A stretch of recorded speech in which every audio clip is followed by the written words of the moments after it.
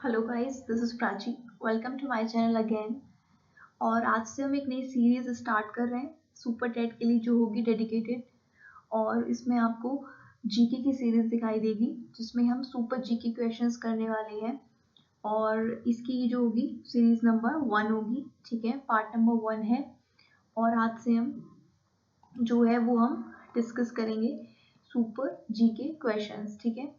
तो जैसे कि आप में से कुछ लोग टीजीटी की भी तैयारी कर रहे होंगे और उसके पैरेलल ही आप सुपर टेट की भी तैयारी कर रहे होंगे, क्योंकि ये एग्जाम्स भी साथ ही साथ होने वाले हैं। तो इस चीज़ को देखते हुए आज से हम स्टार्ट कर रहे हैं जीके की कुछ क्वेश्चंस की सीरीज, ठीक है। तो आइए स्टार्ट करते हैं। फर्स्ट क्वेश्चन हमारे पास है कि प्लासी की लड़ाई 1757 में अंग्रेजी सेना का नेतृत्व किसने किया। पहला क्वेश्चन यहाँ से क्या बनेगा कि प्लासी की लड़ाई कब हुई, तो आंसर है 1757 में, जैसा आप यहाँ पर देख रहे हो, ठीक है। 1757 में प्लासी की लड़ाई हुई है। तो उस प्लासी की लड़ाई में ब्रिटिशर्स की तरफ से कौन लड़ रहा था, अंग्रेजी सेना का नेतृत्व किसने किया। आपके पास चार ऑप्शन है। Option number A Robert Clive, option number B Hector Munro, option number C Warren Hastings, या फिर option number D none of the above, ठीक है। तो आपका आंसर क्या होगा यहाँ पर, रॉबर्ट क्लाइव, ठीक है। प्लासी की लड़ाई में अंग्रेजों की तरफ से कौन लड़ रहा था, रॉबर्ट क्लाइव।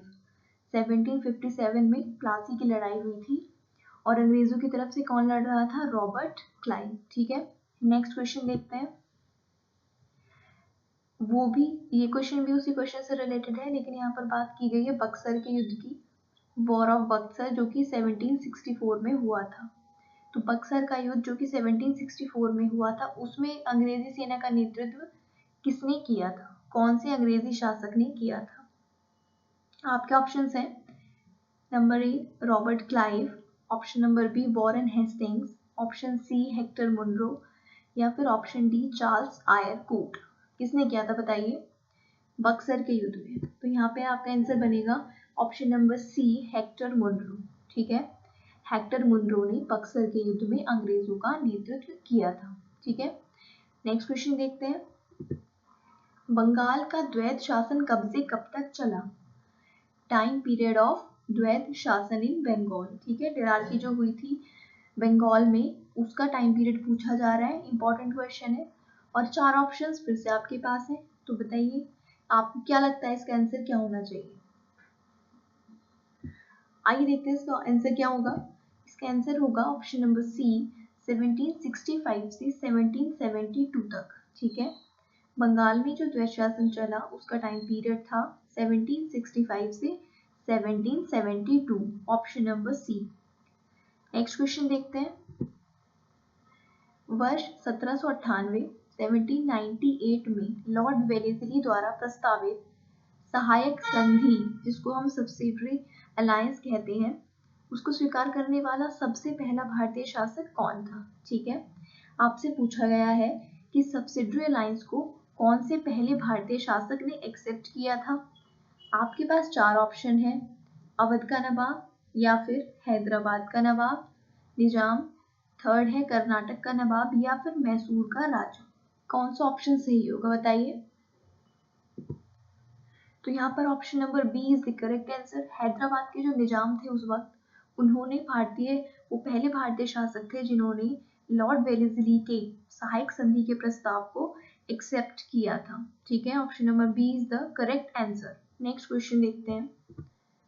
भारत का पहला वायसराय कौन था, who was the first viceroy of India, ठीक है। तो वो लॉर्ड हेस्टिंग्स थे, लॉर्ड कैनिंग, या फिर लॉर्ड मिंटो, या फिर लॉर्ड कर्जन। हु वॉज हिम्स, कौन था बताइए। भारत का पहला वायसराय कौन था, तो यहाँ पर आंसर होगा आपका लॉर्ड कैनिंग।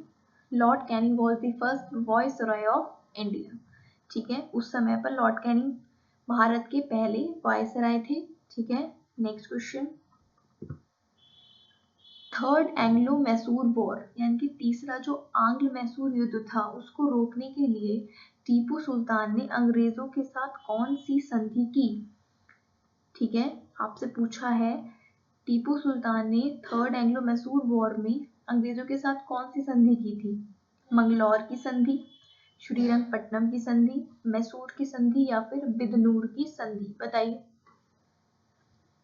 तो यहाँ पर आपका ऑप्शन नंबर बी करेक्ट होगा, श्रीरंगपट्टनम की संधि। और ये आप सबने सुना होगा, टीपू सुल्तान के नाम से फेमस है श्रीरंगपट्टनम की संधि। ठीक है, B is the correct answer. Next देखते हैं, हड़प नीति, राजक्षय या फिर जब्ती सिद्धांत, जिसको आपने सुना होगा डॉक्ट्रिन ऑफ लैप्स के नाम से। ठीक है, ये किसने लागू की थी, किसने अप्लाई किया था डॉक्ट्रिन ऑफ लैप्स को? ये पूछा गया आपसे। हेस्टिंग्स ने, कैनिंग ने, विलियम बेंटिक ने या फिर डेलहौजी ने? 4 ऑप्शंस हैं आपके पास, बताइए राइट आंसर क्या होगा। तो यहाँ पर जो राइट आंसर होगा, आप सभी को पता होगा, ये क्वेश्चन बहुत इजी है, डेलहौजी। लॉर्ड डेलहौजी ने डॉक्ट्रिन ऑफ लैप्स का सिद्धांत लागू किया था। ठीक है, नेक्स्ट क्वेश्चन देखते हैं, किस सिख गुरु ने फारसी में जफरनामा लिखा था? ठीक है, कौन से सिख गुरु ने फारसी में जफरनामा लिखा था? आपके पास 4 ऑप्शंस हैं, गुरु हरिराय, गुरु हरिकिशन, गुरु गोविंद सिंह या फिर गुरु तेग बहादुर? बताइए कौन सा ऑप्शन करेक्ट होगा। तो यहाँ पर option number C is the correct answer, मतलब जो गुरु गोविंद सिंह जी हैं, गुरु गोविंद सिंह जी ने फारसी में जफरनामा लिखा था, ये आपको याद रखना है। ठीक है, नेक्स्ट क्वेश्चन, भारत में डाक व्यवस्था शुरू करने वाला ब्रिटिश गवर्नर जनरल कौन था? इसके 2-3 आंसर बनते हैं, मतलब एक किसी ने फॉर्मली ही स्टार्ट किया था, नाम सिर्फ नाम करने के लिए, और किसी ने डाकघर को भी बनाया था पहली बार। तो इसमें जो फॉर्मली शुरू किया था वो कौन था? डाक व्यवस्था को फॉर्मली शुरू करने वाला ब्रिटिश गवर्नर जनरल कौन था? बताइए। तो इसका आंसर बनता है option number A, Lord Dalhousie. Lord Dalhousie ने सबसे पहले क्या किया था? डाक व्यवस्था को शुरू किया था। ठीक है, नेक्स्ट क्वेश्चन देखते हैं, किस सिख गुरु ने गुरु नानक देव जी की जीवनी लिखी थी? बहुत इंपॉर्टेंट और अच्छा क्वेश्चन है, कौन से सिख गुरु जी ने गुरु नानक देव जी की जीवनी लिखी थी? 4 ऑप्शंस आपके पास, ऑप्शन ए है गुरु अंगद देव जी, गुरु अमरदास जी, गुरु रामदास जी या फिर गुरु अर्जुन देव जी? बताइए। तो यहाँ पर आपका option number 4 is the correct answer, गुरु अर्जुन देव जी ने गुरु नानक जी की जीवनी को लिखा था। ठीक है, 4th is the correct answer. Next question हमारे पास है, सिखों के सैन्य संप्रदाय जिसको कहा जाता था खालसा पंथ, उसका प्रवर्तन किसने किया? खालसा पंथ का प्रवर्तन किसने किया? फर्स्ट ऑप्शन है हरराम, सेकंड है हरकिशन, थर्ड ऑप्शन है गोविंद सिंह या फिर तेग बहादुर? किसने खालसा पंथ का प्रवर्तन किया था? बताइए। तो यहाँ पर option number C is the correct answer, Gobind Singh जो थे, गोविंद सिंह जी ने खालसा पंथ का प्रवर्तन किया था। ठीक है, नेक्स्ट, 1757 में सिराजुद्दौला किसके द्वारा पराजित किया गया? किसने हराया था सिराजुद्दौला को 1757 के वॉर में? बताइए कौन था ब्रिटिशर जिसने सिराजुद्दौला को हराया था 1757 में? तो रॉबर्ट क्लाइव था। ठीक है, 1757 प्लासी वॉर, यहाँ पर कौन था?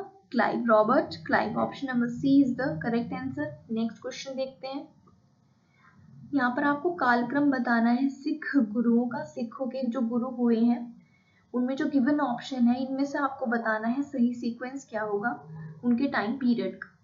4 ऑप्शन आपके पास है, तो यहाँ पर हम राइट आंसर देखते हैं। राइट आंसर है ऑप्शन नंबर डी, मतलब इन सभी गिवन ऑप्शन में से पहले अमरदास जी आए, उसके बाद रामदास, उसके बाद अर्जुन देव जी और फिर तेग बहादुर जी, ये इसका सही कालक्रम होगा। नेक्स्ट देखते हैं, नेक्स्ट में पूछा है सुगौली की संधि, बहुत अच्छा क्वेश्चन है, ये अक्सर पूछा जाता है। सुगौली की संधि किनके बीच में हुई और कब हुई? तो यहाँ पर कब हुई है तो आपको गिवन है 1816 में, यानी कि 1816 में सुगौली की संधि हुई। किनके बीच ये हुई, ये आपसे पूछा जा रहा है। सुगौली की संधि कब हुई? 1816 में। किनके बीच हुई? तो ये हुई थी ईस्ट इंडिया कंपनी और नेपाल के बीच में। ठीक है, सुगौली की संधि बहुत फेमस है, 1816 में हुई है ईस्ट इंडिया कंपनी और नेपाल के बीच में। ठीक है, नेक्स्ट क्वेश्चन देखते हैं। टीपू सुल्तान की मृत्यु कहाँ पर हुई? 1799 में। In 1799 where Tipu Sultan was died. ठीक है, कहाँ पर इनकी मृत्यु हुई? तो आपके पास चार ऑप्शन है, मैसूर में, कुर्ग में, श्रीरंगपट्टनम में या फिर वांडीवॉश में। ठीक है, तो टीपू सुल्तान की मृत्यु हुई है श्रीरंगपट्टनम में। Option C is the correct answer. Okay, C is the correct answer. तो गाइज ये आज का वीडियो था। आई होप आपको क्वेश्चंस अच्छे लगे हैं और क्वेश्चंस बिल्कुल एग्जाम स्पेसिफिक होंगे। कोई भी यहाँ फालतू के इधर उधर के क्वेश्चंस नहीं होने वाले हैं। जो कंटेंट होगा वो बिल्कुल एग्जाम ओरिएंटेड होने वाला है। तो आप लगातार इस चैनल से जुड़े रहें। अगर आप नए हैं इस चैनल पर तो सब्सक्राइब ज़रूर करें, और अगर वीडियो अच्छा लगा है तो लाइक ज़रूर करें और अपने फ्रेंड्स के साथ शेयर करें। ठीक है, थैंक यू।